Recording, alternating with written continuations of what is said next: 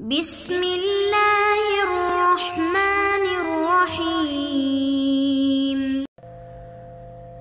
اللهم صل على سيدنا ومولانا محمد افضل صلواتك بعدد معلوماتك وبارك وسلم وصل عليه۔ بسم اللہ الرحمن الرحیم۔ عزیز طلباء کرام، امید ہے آپ سب انشاءاللہ بخیر و عافیت ہوں گے۔ مختارات من ادب العرب سے بحمد اللہ تعالی آج ہمارا 82 نمبر سبق ہے، اور آج جو مضمون ہم شروع کرنے جا رہے ہیں اس کا عنوان ہے سید التابعین سعید بن المسیب۔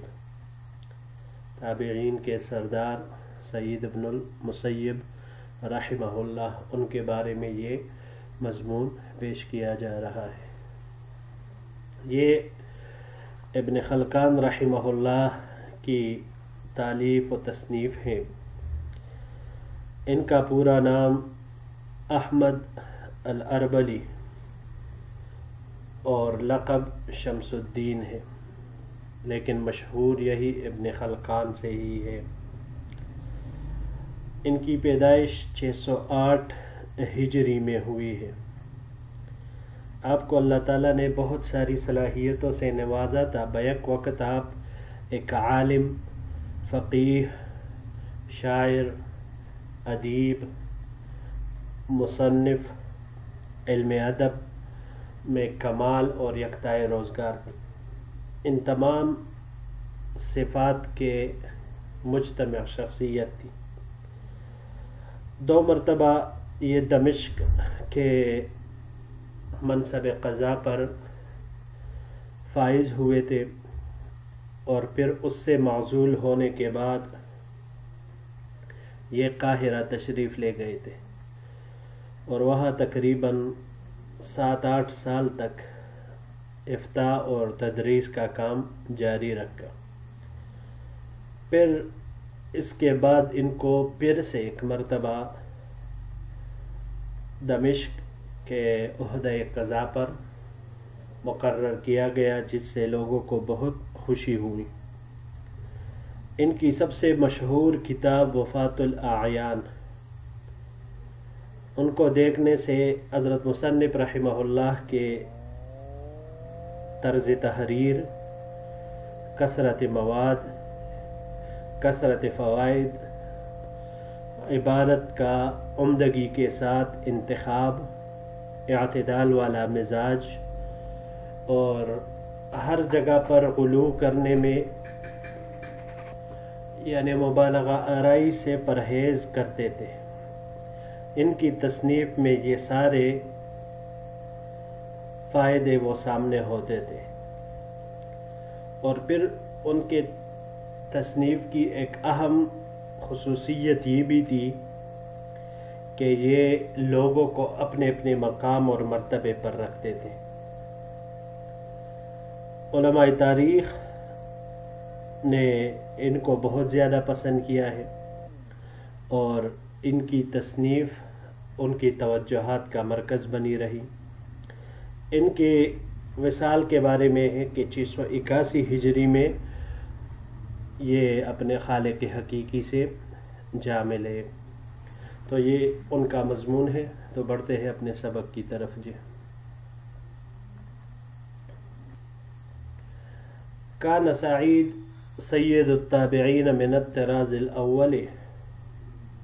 حضرت سعید رحمہ اللہ تابعین کے سردار اور اولین عمدہ لوگوں میں سے تھے۔ جمع بین الحدیث والفقہ والزہد والعبادت والورع۔ سمع سعد بن ابی وقاص و ابا ہریرہ رضی اللہ عنہما۔ وہ حدیث، فقہ، زہد، عبادت اور تقوی کے جامع تھے، اور انہوں نے حدیث حضرت سعد بن ابی وقاص اور ابو ہریرہ رضی اللہ تعالی عنہما سے سماعت فرمائی۔ قال عبداللہ بن عمر رضی اللہ عنہما لرجل سألہ عن مسئلة۔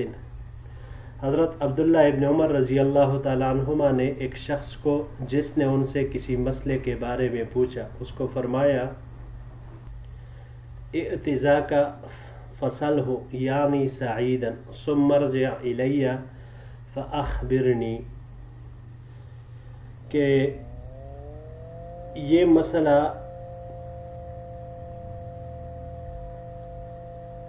سعید رحمہ اللہ، یعنی اشارہ سعید ابن مسیب نے، کہ سعید ابن المسیب کے پاس جا کر ان سے پوچھو اور پھر میرے پاس واپس آ کر مجھے اس کی خبر دو۔ ففعل ذلك واخبرہ، تو اس شخص نے ایسا کیا اور ان کو خبر دی۔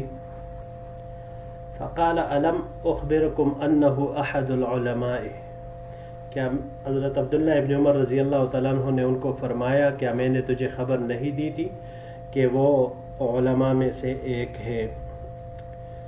وقال ایضا فی حقہ لاصحابہ، اور انہوں نے پھر اپنے ساتھیوں سے ان کے بارے میں فرمایا، یعنی عبداللہ ابن عمر رضی اللہ تعالیٰ عنہ نے اپنے ساتھیوں اور شاگردوں سے حضرت سعید رحمہ اللہ کے بارے میں فرمایا لو رآ ھذا رسول اللہ صلی اللہ علیہ وسلم لسرہ، اگر رسول اللہ صلی اللہ علیہ وسلم ان کو دیکھتے، اس کو دیکھتے یعنی حضرت سعید رحمہ اللہ کو، لسرہ تو وہ خوش ہوتے۔ وکان قد لقی جماعۃ من الصحابۃ رضی اللہ عنہم وسمع منہم، اور انہوں نے صحابہ کرام میں سے ایک کثیر تعداد سے ملاقات کا شرف حاصل کیا اور ان سے سماعت حدیث کی۔ ودخل على ازواج النبی صلی اللہ علیہ وسلم واخذ عنہن، اور آپ رحمۃ اللہ علیہ حضور صلی اللہ علیہ وسلم کی ازواج مطہرات کی خدمت میں حاضری کی سعادت بھی حاصل کرتے اور ان سے کسب فیض بھی کیا ہے۔ وأکثر روایته المسند عن ابی ہریرہ رضی اللہ تعالی عنہ، اور ان کی روایات میں سے اکثر وہ روایتیں ہیں جن کی سند حضرت ابو ہریرہ رضی اللہ تعالی عنہ سے جا ملتی ہے۔ وکان زوج ابنتہ، اور وہ یعنی حضرت سعید رحمہ اللہ حضرت ابو ہریرہ کے بیٹی کے شوہر تھے، یعنی گویا کہ حضرت سعید حضرت ابو ہریرہ رضی اللہ تعالیٰ عنہ کے داماد تھے۔ جی بڑھتے ہیں اپنے اگلے سلائیڈ کی طرف، کیونکہ یہاں پر کچھ الفاظ نہیں ہیں تو یہ والا اس کے ساتھ اس کو جوڑیں گے۔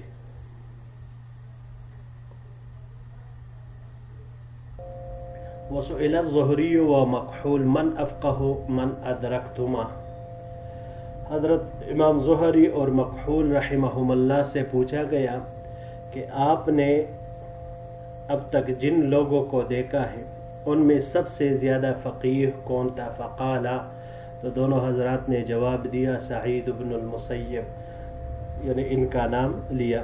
وروی عنہ انہ قال،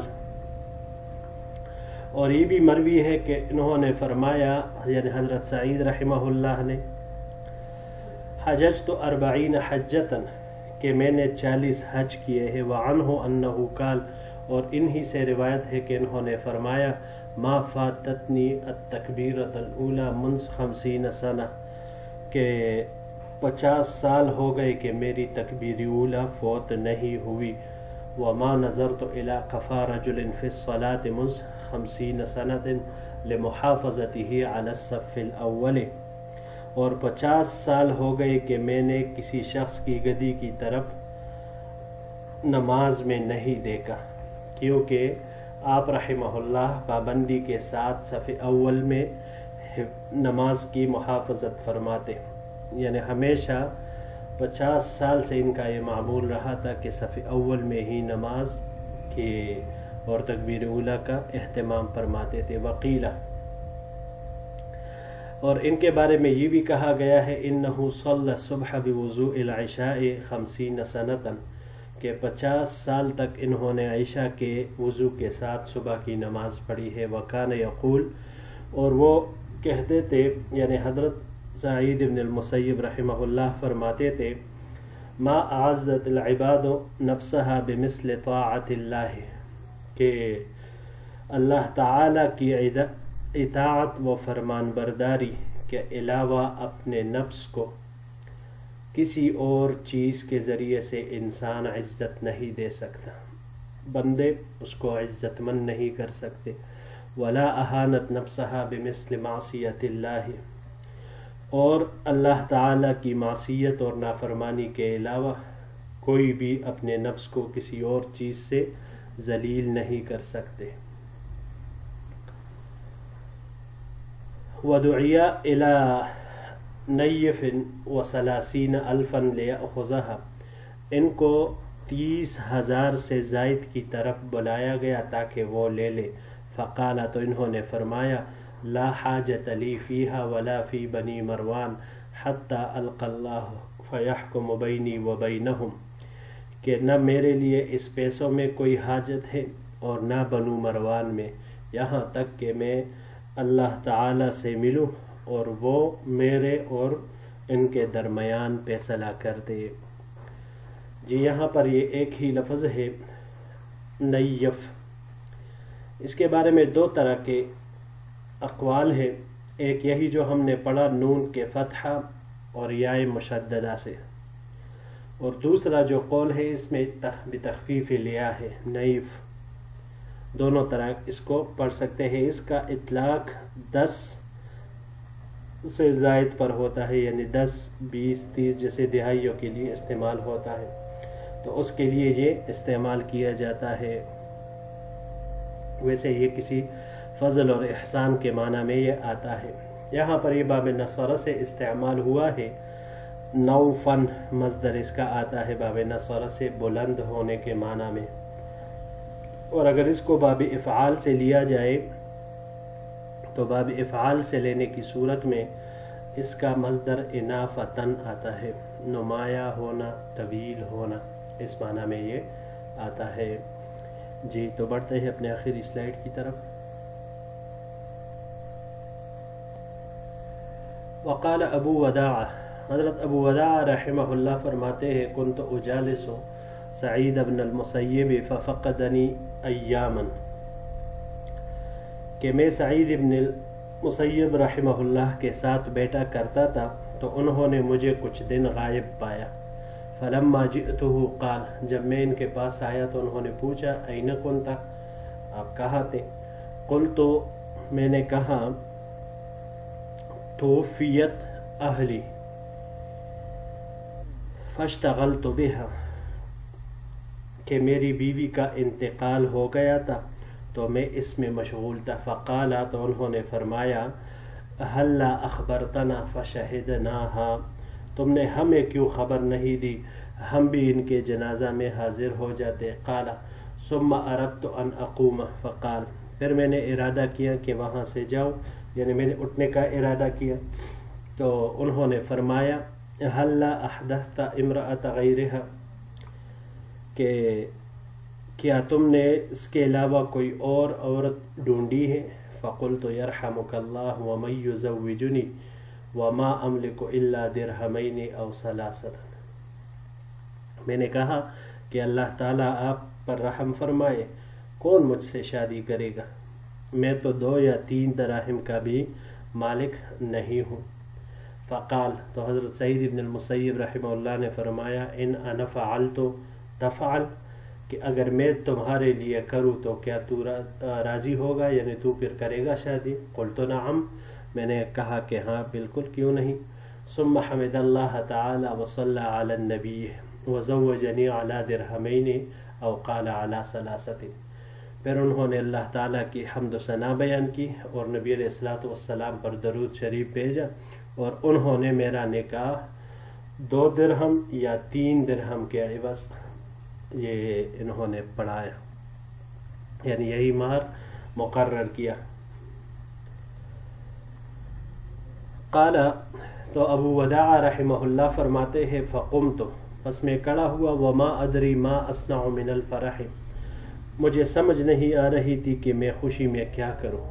فصرت الى منزلی، میں اپنے گھر آیا، وجعلت اتفکر ممن آخذ واستدین، اور میں سوچنے لگا کہ کس کو پکڑوں اور کس سے قرض لے لوں. وصلیت المغرب، میں نے مغرب کی نماز پڑھی. وکنت صائما، اور میں روزے سے تھا.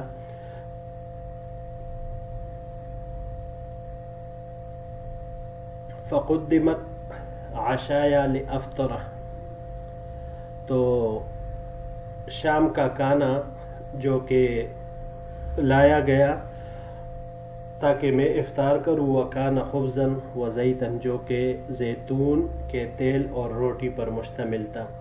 وَإِذَنْ بِالْبَابِ يَقْرَعُ، کہ اچانک کسی نے دروازہ کٹکھٹایا. فقلت، تو میں نے پوچھا من ھذا، کون ہے؟